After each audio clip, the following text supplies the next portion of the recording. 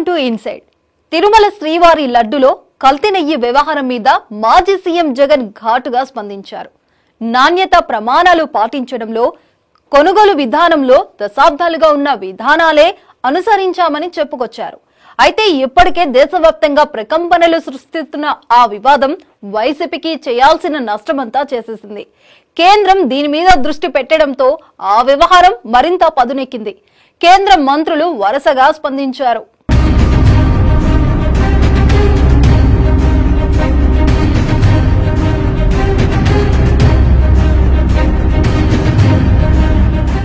తిరుమల శ్రీవారి లడ్డులో కల్తీ జరిగిందన్న ఆరోపణలు దేశవ్యాప్తంగా ప్రకంపనలు సృష్టిస్తున్నాయి.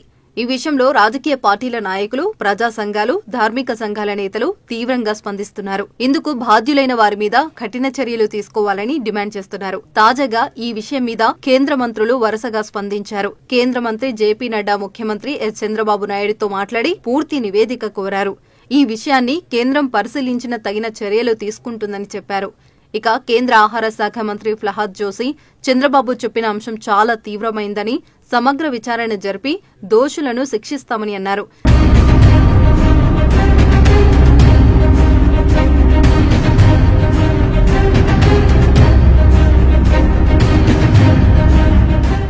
తిరుమల లడ్డు కల్తీ అంశంపై కేంద్ర హోంశాఖ సహాయ మంత్రి బండి సంజయ్ ఆందోళన వ్యక్తం చేశారు.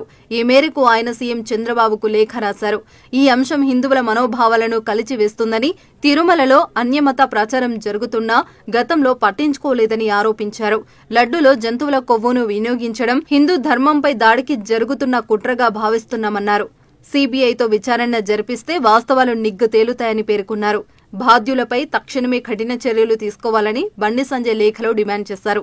తిరుపతి లడ్డు మీద రాష్ట్ర ముఖ్యమంత్రి చంద్రబాబు నాయుడు గారు అయితే వ్యాఖ్యలు చేసినారో ఆ రిపోర్ట్ వచ్చింది కాబట్టి ఇది 100% ఇంతకంటే దుర్మార్గం ఇంకోటి కాదు. ఇది హిందువుల మనోబలం దెబ్బతీయడం. అనేక మంది పీఠాధిపతులు, మఠాధిపతులు, హిందూ ధార్మిక సంస్థలకు సంబంధించిన పెద్దలు, సామాన్య భక్తులు ఒక భక్తి భావంతో తిరుపతి పోయి, తిరుమల పోయి స్వామివారి దర్శనం చేసుకుని ఆ లడ్డు కోసము ఒక ఊరు నుంచి ఒక వ్యక్తి తిరుపతి దేవస్థానం దర్శనం కోసం పోతే ఆ చుట్టుపక్కల ఉన్న వాళ్ళందరూ కూడా లడ్డు కోసం ఎదురుస్తూ ఉంటారు. దర్శనం వేసిన వ్యక్తి లడ్డు మస్తనే తిరుపతి దేవస్థానం వేసినాడు. అంత పవిత్రత, అంత ప్రాధాన్యత కూడుకున్నటువంటి పవిత్రమైన ప్రసాదం అది. ప్రపంచ వ్యాప్తంగా అందరూ కూడా తిరుపతి లడ్డుకున్న ప్రాముఖ్యత ఎక్కలేదు, తిరుమల లడ్డుకున్న ప్రాముఖ్యత ఎక్కలేదు, ప్రాధాన్యత ఎక్కలేదు. అటువంటి లడ్డు విషయంలో ఇవాళ ఆరోపణ రావడం నిజంగా ఇంతకంటే మూర్ఖత్వం, సిగ్గుచేటు ఇంకోటి కాదు. ఇది హిందువుల మనోభావాలను దెబ్బతీయడము, ప్లస్ వ్యాపార దృక్పథంతో ఆలోచించడము. దాంతో పాటు ఇది ప్రత్యక్షంగా పరోక్షంగా ఈ ప్రపంచ వ్యాప్తంగా తిరుపతి దేవస్థానానికి ప్రాధాన్యత పెరగడము, లడ్డు కూడా ప్రాధాన్యత పెరగడము, దీన్ని దెబ్బతీసే కుట్రలో భాగమే ఇదంతా కూడా ప్లాన్ ప్రకారం జరిగిందంతా కూడా. తిరుమలలో జరిగిన అపచారంపై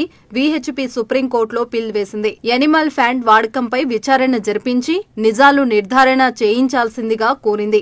ఒకవేళ యానిమల్ ఫ్యాట్ వాడి ఉంటే హిందువుల మత విశ్వాసాలను, నాన్ వెజిటేరియన్ భక్తుల మనోభావాలను దెబ్బతీసినట్లేనని విశ్వ హిందూ పరిషత్ ఆవేదన వ్యక్తం చేసింది. లడ్డు వ్యవహారంపై అమిత్ షాకు సుప్రీంకోర్టు న్యాయవాది వినీత్ జిందాల్ ఫిర్యాదు చేశారు.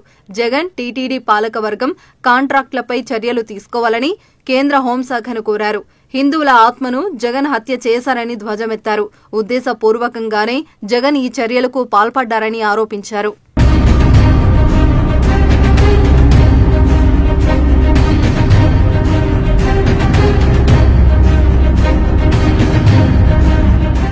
అటు ప్రముఖ అర్చకులు సైతం ఈ ఉదంతంపై తీవ్ర ఆవేదన వ్యక్తం చేస్తున్నారు. టీటీడీ దేవస్థానం మాజీ ప్రధాన అర్చకులు రమణ దీక్షితులు వైసీపీ 5 ఏళ్ల పాలనలో తిరుమల దేవస్థానం భ్రష్టు పట్టిందని సంచలన వ్యాఖ్యలు చేశారు.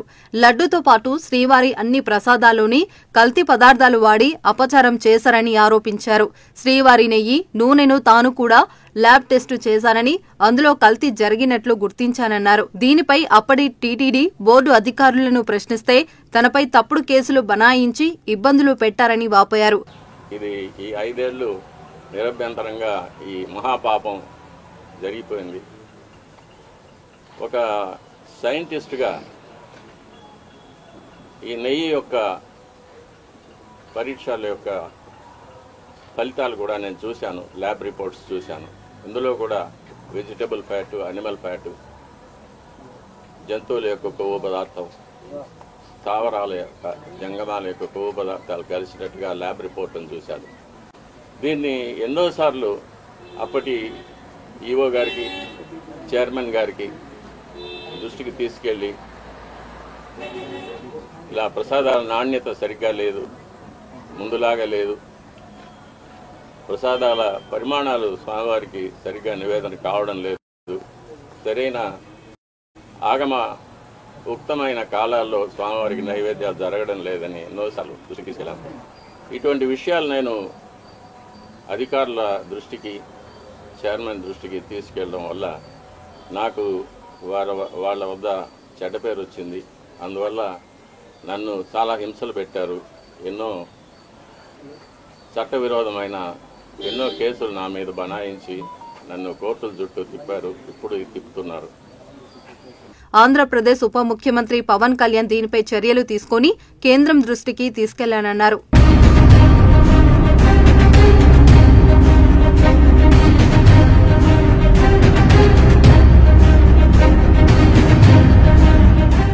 ఈ వ్యవహారంపై సీబీఐ విచారణ జరిపించాలని, అప్పుడే నిజాలు నిగ్గు తేలుతాయని సిపిఐ జాతీయ నేత నారాయణ, తెలంగాణ కాంగ్రెస్ సీనియర్ నేత విహెచ్ వంటి వారు డిమాండ్ చేస్తున్నారు. అప్పట్లో ఈవోగా పనిచేసిన ధర్మారెడ్డిపై నారాయణ తీవ్ర స్థాయిలో ధ్వజమెత్తారు. దేశవ్యాప్తంగా అంతా కలకలం రేగుతుంటే మాజీ ముఖ్యమంత్రి జగన్ అంతా ఉత్తిదే అంటున్నారు. రికార్డెడ్ వీడియో రిలీజ్ చేసిన జగన్ నాణ్యత ప్రమాణాలు పాటించడంలో దశాబ్దాలుగా ఉన్న విభేదాలనే ఫాలో అయ్యామని, పాత ప్రొక్యూర్మెంట్ ప్రాసెస్ పాటించామని చెప్పుకొచ్చారు. కొత్తగా మార్చిందేమీ ఉండదు, ఎవడు మార్చేదేమీ లేదు, కొత్తగా మార్చింది అంతకన్నా లేదు. ఎప్పటి నుంచో జరుగుతున్న ఈ క్వాలిఫికేషన్ క్రైటీరియా, తిరుమల తిరుపతికి సంబంధించిన వెంకటేశ్వర స్వామికి సంబంధించిన లడ్డు అనేది ఎంత ప్రసిద్ధి కాంచిన లడ్డు అంటే, దానికి సంబంధించిన లడ్డు తయారీలో వాడే ఈ నెయ్యి కానీ, వాడే ఇంగ్రీడియంట్స్ కానీ, ఇవన్నీ కూడా దశాబ్దాలుగా జరుగుతూ ఉన్నాయి. ఇవన్నీ ప్రొక్యూర్మెంట్ ప్రాసెస్ అనేది ఇదేం కొత్తగా ఎవడు వచ్చి చేసేదేమీ లేదు, ఎవడు కొత్తగా దాంట్లో ఏలు పెట్టేది లేదు. రొటీన్గా జరిగే ఈ కార్యక్రమం, 6 నెలలకు ఒకసారి రొటీన్గా జరిగే కార్యక్రమంలో ఎవరు L1గా వస్తారో వారికి ఇస్తారు. మరి ఎవరు సప్లై చేసినా కూడా, మరి ఎవరికి L1గా వస్తారు, ఎవరు సప్లై చేసినా కూడా వాళ్ళు ప్రతి ఒక్కరూ కూడా వాళ్ళు సప్లై చేసిన ప్రతి ట్యాంకర్ నెయ్యితో పాటు వాళ్ళు NABL national accreditation board for labs certify చేసిన సంస్థ నుంచి ప్రోడక్ట్ క్వాలిటీ సర్టిఫికెట్ తీసుకొని రావాలి. ముఖ్యమంత్రి చంద్రబాబుని ఏకవచనంతో సంబోధిస్తూ మాట్లాడిన జగన్, ఆయన డైవర్షన్ పాలిటిక్స్ చేస్తున్నారని విమర్శలు గుప్పించారు.